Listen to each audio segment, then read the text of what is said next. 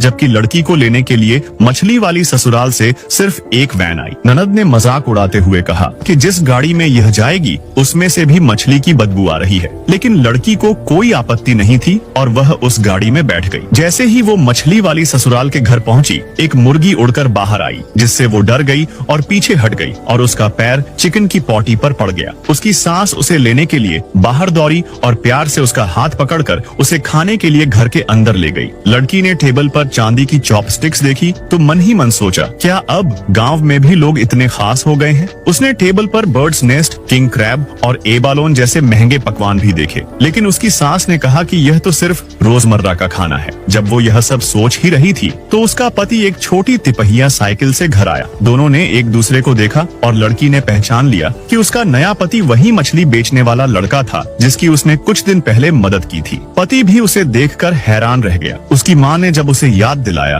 तो उसे अपनी पत्नी को तोहफा देने का ख्याल आया और उसने अपनी एप्रन से एक तोहफा निकाला। लड़की ने देखा कि लाल कपड़े पर मछली के कुछ छिलके लगे थे, जिस पर उसे थोड़ी शर्म महसूस हुई, लेकिन उसे लगा कि अब वह शादीशुदा है तो उसे मुस्कुराते हुए यह तोहफा स्वीकार करना ही पड़ेगा। भले ही वो सोच रही थी कि शायद इसमें मछली से जुड़ी कोई साधारण चीज होगी, लेकिन जब उसने तोहफे को खोला तो उसमें सोने की चूड़ियां थी।